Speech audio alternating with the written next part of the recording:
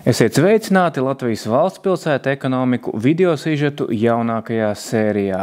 Šoreiz pievēršamies Vidzemes pērlē Gaujas krastos Valmierai. Kad domājam par ekonomiku Valmierā, bieži vien kā pirmais prātā nāk Valmieras stikla šķiedra.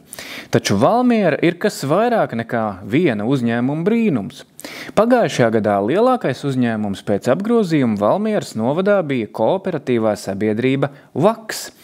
Valmieras stikla šķiedra ierindojās 2. vietā pēc apgrozījuma. Tiesa gan, tās loma eksportā tomēr ir izšķiroša. Kā norāda Luminor banka galvenais ekonomists Pēteris Strautiņš, Valmieras stikla šķiedra ir ne tikai Valmieras nozīmīgākais eksporta uzņēmums, bet specializēto stikla šķiedras audumu ražošanā viens no vadošajiem uzņēmumiem pasaulē. Valmieras uzņēmuma rezultāti ir kā pilsētas saimniecības spogulis. Te tiek sasniegti statistikas rādītāji, kas Latvijas mērogā ir gandrīz vai izcili. Valmieras iekšzemes koprodukts uz vienu iedzīvotāju ir augstākais ārpus Rīgas starp valsts pilsētām – 20 800 eiro.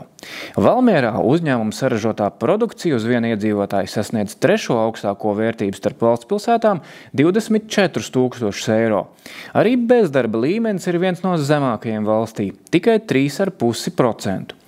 Lielu lomu šajos panākumos spēlē arī investīcijas. Pēdējos 5 gados Valmieras novadā piesaistītas investīcijas 11 miljonu apmērā uz 1000 iedzīvotājiem.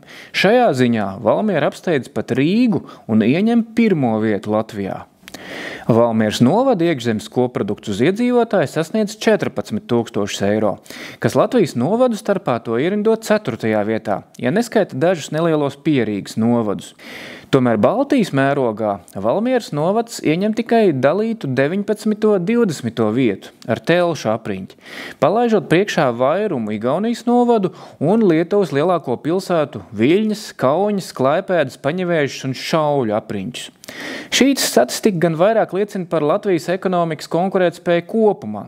Novads, kas valsts mērogā ir pirmrindniekos, Baltijas līmenī ir tikai vidusmērs. Pētot Latvijas mērogā teicamos Valmieras rādītājus, svarīgi saprast, kā pilsētē tas izdevies. Kāpēc tieši Valmiera, kas nav starp lielākajām Latvijas valsts pilsētām, ir spējusi būt sekmīgāka par citiem? Vai ir kāda veiksmes recepte, no kā būtu iespējams mācīties pārējām Latvijas valsts pilsētām? Labā ziņa, ka šāda veiksmes recepte tiešām pastāv. Sliktā ziņa, to vairs nebūs iespējams atkārtot, ja vien citu pašvaldību rīcībā nenonāks laika mašīna. Pēteris Strautiņš stāsta, ka 90. gadu sākumā Valmieras vietējā elite pieņēma lēmumu saglabāt padomju laika rūpniecisko mantojumu, modernizējot un integrējot to jaunajā ekonomikas modelī. Atšķirībā no citām Latvijas pilsētām, kur rūpnīcas tika slēgtas, Valmiera izvēlējās citu ceļu un šodien bauda šīs tālredzīgās pieejas sekas. Valmieras ekonomikai ir raksturīgi uzņēmumi ar vērtīgiem produktiem un prasmēm, kuru saknes meklējams padomju laikā vai pat vēl senāk. Piemēram, vienīgais padomju laika uzņēmums, kas nav izdzīvojis, bija Valmieras gaļas kombināts, kas savu darbību beidza globālās finanšu krīzes laikā. Pārējie uzņēmumi ir modernizēti un veiksmīgi integrēti mūsdienu tirgū.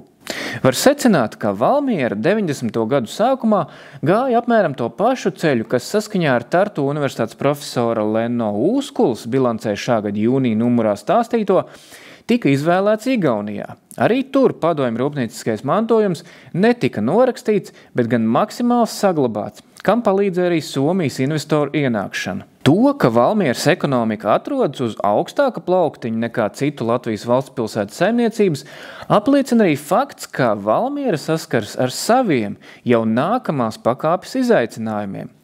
Kamēr vairumā pārējo pilsētu, izņemot tās, kuras atrodas tiešā Rīgas tūmā, primāri nāks domāt par to, kā veicināt jaunu darba vietu rašanos, Valmierā viens no galvenajiem risināmiem jautājumiem un tālāku attīstību ierobežojošajiem faktoriem ir pretējs. darba spēka trūkums. Gan bezdarba līmenis, gan bez darba esošo sastāvs norāda, ka Valmieras novadā aktuālāks ir nevis bezdarbs, bet gan darba spēka nepietiekamība, secināts Valmieras novada ilgtspējīgas attīstības stratēģijā. Valmieras uzņēmumi vietējos studentus izķerot jau pirmajos kursos, bilancei apgalvo novada dome. Cieši saistīta ar darbinieku trūkumu ir dzīvojamā fonda nepietiekamība, kuru pašvaldība definē kā vienu no svarīgākajiem attīstības izaicinājumiem. Tāpēc Valmiera izceļas ar pašvaldības subsidētu dzīvokļu īres namu būvniecību, kas ir citur Latvijā gandrīz nenovērojams fenomens. Pilotu projekts ar 150 dzīvokļiem tika pabeigts 2018. gadā. Tas esot sev pilnībā pierādījis, un šogad jau ar valsts atbalstu uzsākta vēl 120 zemes īres maksas daudzdzīvokļu māju būvniecību. Tas liecina, ka Valmiera darba spēku trūkumu cenšas risināt, piesaistot darbiniekus ne tikai no tuvākās apkārtnes ikdienas svārsta migrācijas areāla, no tā Valmierā ikdienu ierodoties 7000 nodarbināto, bet arī krietni plašākas teritorijas. Valmieras novada dome apstiprina, ka pašvaldība ir ieinteresēta piesaistīt iedzīvotājus kā darbinieks no attālākiem Latvijas reģioniem. Bet mērķis nav visus iedzīvotājus piesaistīt tikai Valmieras pilsētai, bet gan veicināt arī visa novada apdzīvotību. Valmieras novada ilgtermiņa stratēģijā, kā ekonomikas tālākie attīstības virzieni, bieži pieminēta viedās specializācijas un aprits ekonomikas nozaru attīstības nepieciešamība, kā arī zaļā kursa sniegtās iespējas. Tas liecina par Valmieras nodomu mērķēt uz tuvākās nākotnes ticamākajiem trendiem. Bet vai aiz šīm frāzēm slēpjas kas konkrētāks, gan prioritāšu, gan jau paveikto iestrāžu ziņā? Izrādās, ka slēpjas gan. Valmiera patlaban prioritāri attīstot divus jaunus specifiskus ekonomikas virzienus – militāro ražošanu un biorafinēšanu. Biorafinēšana Latvijā ir jauna nozare, un Valmierā tā attīstās sadarbībā ar Latvijas Investīciju un attīstības aģentūru. Izmantojot vidzemes reģiona resursus, kā koksni un graudus, Valmierā tiek stiprināts vietējais kokrūpniecības sektors, kurā ietilpst gan moduļēku, gan mēbeļu ražošana.